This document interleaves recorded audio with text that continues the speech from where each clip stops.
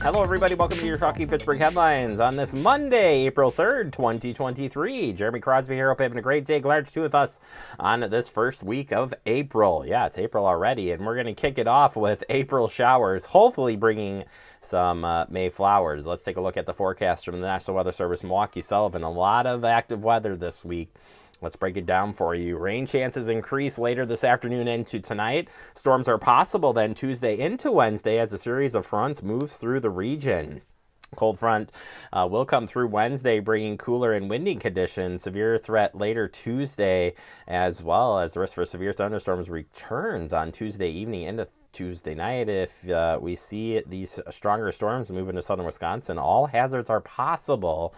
Lastly, the wind. On Wednesday, winds gusts could be exceeding 45 miles per hour, so secure any loose outdoor items ahead of time as they may easily be tossed around in the wind. Yeah, it's going to be very breezy out there, certainly.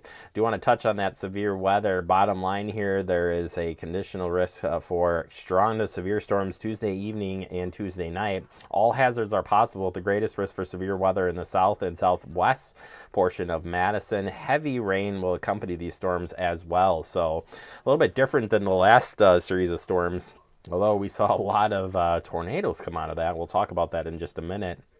As far as planning goes, good information here from the National Weather Service, Milwaukee Sullivan, saying, we're a day out now, so make sure you have all the emergency supplies you need, know your safe place, and have a family communications plan, and adjust the plans as needed. Listen and have multiple ways to receive your weather warnings, and ensure your shelter is clean and accessible. And then on the day of, remind your family of the communications plan, know how to evacuate and where to go wherever your safe place is. And when a warning is issued, seconds count. Take action immediately. As we saw last week, some of the tornadoes were not necessarily reported right away because of the nature of the storm.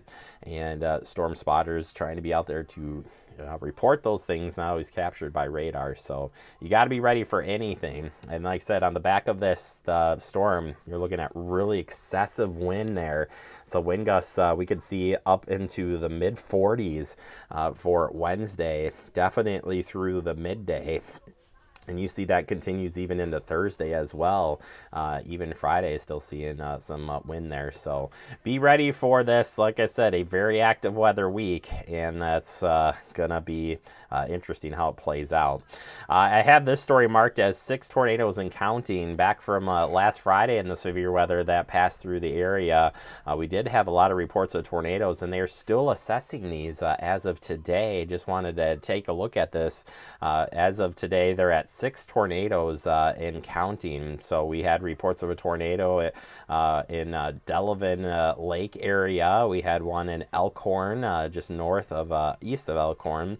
Beloit to the northeast of Beloit. South of Whitewater was number 4. In Judah, Greene County saw a tornado as well. Also, Judah to Albany had a tornado report. North of Brodhead saw a tornado report. And then east of Stoughton, so we didn't actually have a tornado warning we had tornado warnings in Dane County, but in certain areas. And Stoughton was, I believe, in one of those tornado warnings, if I remember right.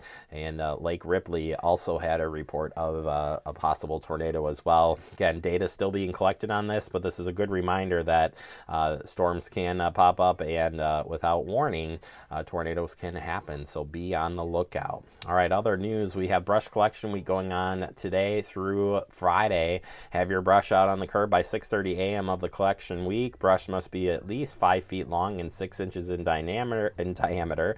Lay branches perpendicular to the street with the cut end towards the street.